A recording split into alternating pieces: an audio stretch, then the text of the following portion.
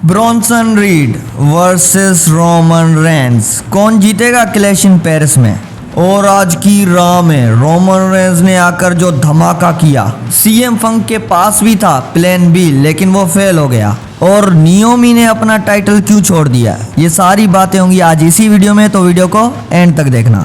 Show की शुरुआत होती है सेथ फ्रिकिन रॉलिंस के फिक्शन से जिसका नाम था the vision. Ladies and gentleman, मेरा नाम पॉल हेमन है और मैंने इस इंडस्ट्री के लिए जो किया, चाहे वो बैक स्टेज हो, ऑफ कैमरा हो या ऑन कैमरा हो, इसलिए मैं कहलाता हूँ गोट। और मेरी साइड में जो खड़ा है बिग डॉग ब्रॉन ब्रेकर, ये है रेसलमेनिया का मेन इवेंटर और अब ये यार्ड सारा इसका है। और मेरी दूसरी तरफ खड़ा है ऑनर ऑफ शूला फाला, the tribal thief big Bronson read. अब बात करते हैं the visionary, revolutionary, undisputed WWE world heavyweight champion Seth freaking Rollins. Seth Rollins कुछ बोल नहीं वाले थे, वहां पे आ जाते हैं जे ऊसो आकर पूरे क्राउड से यीट करवाता है और कुछ वहां पे बच्चे भी थे उनसे भी यीट बुलवाता है। जे ऊसो बोलता है कि अगर तुम मेरी फैमिली पे आओगे मैं भी तुम पे आऊंगा और तुम्हारे साइड में जो छोटा कुत्ता खड़ा है जो मुझे देख तक नहीं रहा, इस तुम्हारे पालतू कुत्ते की मैं आज हालत करने वाला हूँ। ओ भाई ब्रोन, तूने सुना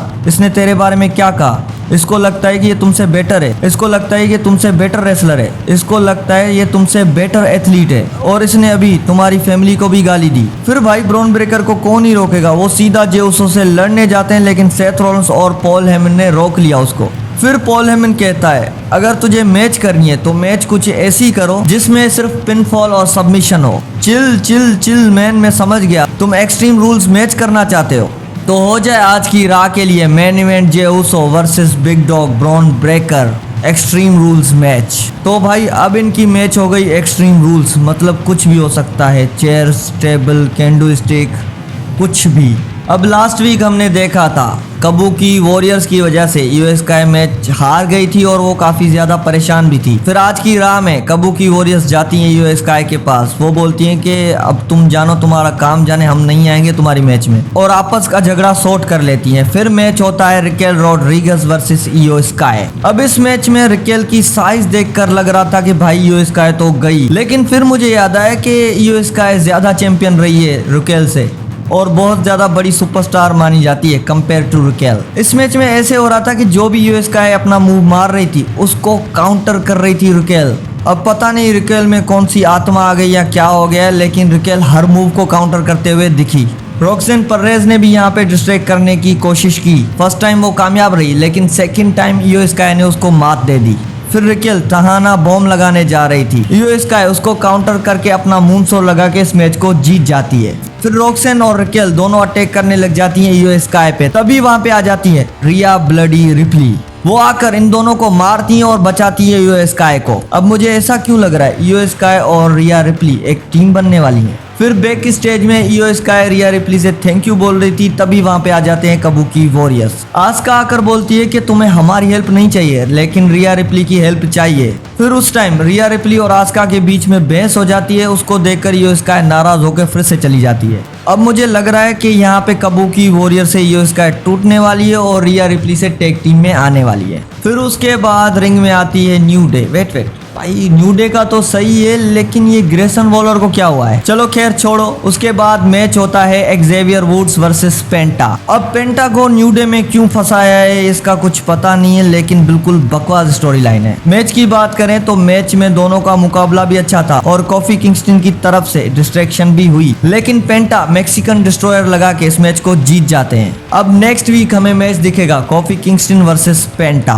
और सच में इस मैच का मुझे तो वेट नहीं है, आपको वेट है तो कमेंट करके बताओ। फिर बैक स्टेज में रूसेव और शेमस की फिर से एक बार बसड़ दिखी हमें। अब इस बसड़ का हल क्या है, सोल्यूशन क्या है, ये जनरल मैनेजर खुद परेशान है, लेकिन इनके बीच में कोई अच्छा मैच होना चाहिए, जैसे कि क्लैश इन पेरिस में स्ट्रीट मैच या कोई नो डिस्क्वालिफिकेशन मैच, और ये दोनों बंदे ऐसे हैं कि वो मैच ये फाड़ू देंगे। फिर उसके बाद मैच होता है मिस्टर इग्वाना और Dragon Lee versus Judgment Day. Mister Iguana का आज की राह में डेब्यू था लेकिन वो सुपरस्टार मुझे इतना खास नहीं दिखते, मतलब जजमेंट डे के आगे कुछ भी नहीं। लेकिन एक बात जरूर कहूंगा, इस मैच में हमें कुछ अलग दिखा, लेकिन डोमिनिक की डिस्ट्रैक्शन की वजह से जजमेंट डे इस मैच को जीत जाती है। फिर मिस्टर इग्वाना और ड्रैगन ली पे अटैक करती है जजमेंट डे। वहां पे आ जाते हैं वकिंगो आकर तीनों को अच्छी तरीके से मारते हैं, लेकिन डोमिनिक मिस्टीरियो पीछे से आकर उनको टाइटल मार देते हैं। अब वकिंगो और डोमिनिक की राइवलरी की वजह यह है कि ट्रिपल मैनिया में उनकी एक फेटल 4-वे मैच हुई थी, जहां पे डोमिनिक मिस्टीरियो डबल चैंपियन बनने वाले थे। तब वहां पे आ जाते हैं एजे स्टाइल और उनकी पूरी मैच खराब कर देते हैं। लेकिन डोमिनिक मिस्टीरियो कहां रुकने वाले हैं। डोमिनिक मिस्टीरियो ने फिर से वकिंगो को चैलेंज कर दिया वर्ल्ड कोलाइड में। अब डोमिनिक मिस्टीरियो वर्सेस वकिंगो की मैच होने वाली है वर्ल्ड कोलाइड में। फिर उसके बाद मैच होता है Natalya versus the man Becky Lynch Intercontinental championship के लिए। बेकी लिंच ने यहाँ पे अच्छी स्ट्रेटेजी की थी, शुरू में ही निटेलिया के आर्म पे अटैक कर दिया था। इसी वजह से निटेलिया डिसआर्मर की पकड़ में आ गई और वो टैप आउट कर देती है। फिर बेकी लिंच निटेलिया को छोड़ नहीं रही थी, मैक्सिन आकर उनको छुड़ाती है और जैसे ही वो जा रहे थे तब पीछे से बेकी लिंच उन दोनों पे अटैक कर लेती है। फिर मैक्सिन को भी लगाया डिसआर्मर, वहां पे बचाने आ जाती है निकी बेला। अब थोड़ा इंटरकॉन्टिनेंटल टाइटल में पावर आया है, इस मैच को देखने में मजा आएगा। The man Becky Lynch versus Nikki Bella. लेकिन इस मैच को पता नहीं इतना क्यों खींचा गया है, इसको जल्दी करवानी चाहिए। मतलब मेरे हिसाब से क्लैश इन पेरिस में ये मैच परफेक्ट रहेगी।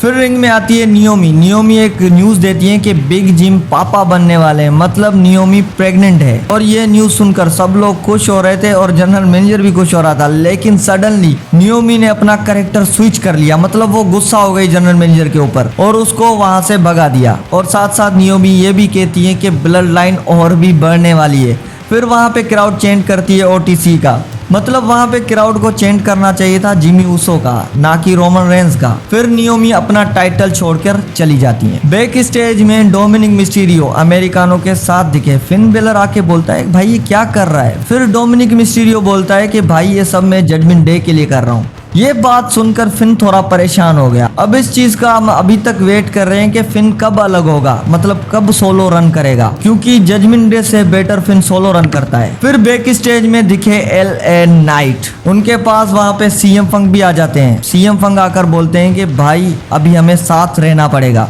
नहीं भाई तेरे साथ, तूने 2 बार मेरे टाइटल्स मैच खराब किए हैं, तेरे साथ तो बिल्कुल नहीं।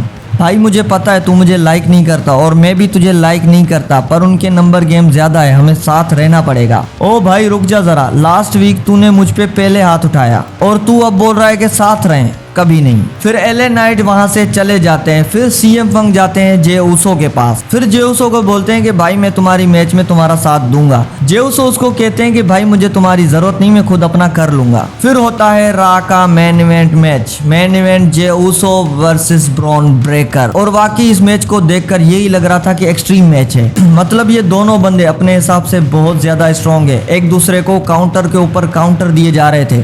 लेकिन एंड में जे ऊसो ने एक स्पेयर लगा के ऊसो स्प्लैश लगाया और वो जीतने ही वाले थे। वहां पे आ जाते हैं बिग ब्रॉनसन रीड, वो आकर जे ऊसो को मारना शुरू कर देते हैं। तभी वहां पे आ जाते हैं LA नाइट। फिर LA नाइट आकर ब्रॉनसन रीड और ब्रॉन ब्रेकर को मार ही रहे थे, तभी वहां पे आ जाते हैं Seth Freakin Rollins. Seth Rollins LA Knight को मारते तो हैं, लेकिन साथ साथ जे ऊसो को भी पेरीगिरी लगा देते हैं। उसके बाद रेफरी को ऊपर चढ़ाने जा रहे थे, तब वहां पे आ जाते हैं सीएम फंक। मतलब सीएम फंक ने आज एक प्लान बनाया, जैसे वो बात करने गए थे, ये भी उनका एक प्लान था। LA नाइट सीएम फंक दोनों साथ मिलकर सेथ रोलेंस को मारते हैं। तभी वहां पे सीएम फंक से एक गलती हो जाती है, सेथ रोलेंस उनको धक्का देते हैं और वो धक्का दे देते हैं LA नाइट को, वो जाकर सीधा टेबल पे गिरते हैं। फिर उसी टाइम सेथ रोलेंस और सीएम फंक वहां से क्राउड से लड़ते हुए जाते हैं। रिंग में एक बार फिर से जे ऊसो मैच जीतने वाले थे, तभी फिर से आ गए ब्रॉनसन रीड। फिर ब्रॉन ब्रेकर को चांस मिल गया अपना स्पेयर लगाने के लिए, तभी वहां पे म्यूजिक बजता है रोमन रेंस का। ब्रॉन ब्रेकर जैसे ही स्पेयर लगाने के लिए भागते हैं, तभी वहां पे आ जाते हैं रोमन रेंस और उन्हीं को ही लगा देते हैं स्पेयर। रोमन रेंस की वजह से जे ऊसो ये मैच जीत जाते हैं। आज मानना पड़ेगा, आज नंबर गेम रोमन रेंस वाले साइड ज्यादा हो गई, मतलब ये लोग 4 और वो 3। और इसके साथ साथ ये भी कंफर्म हो गया कि ब्रॉनसन रीड और रोमन रेंस की मैच भी होने वाली है। अब ये कब होगी ये पता नहीं, लेकिन इनकी जल्दी हमें मैच देखने को मिलेगी। कौन कौन इस मैच का वेट कर रहा है कमेंट में बताओ। अगर वीडियो अच्छी लगी हो तो लाइक करना और सब्सक्राइब करना ना भूले। POA with Hasan.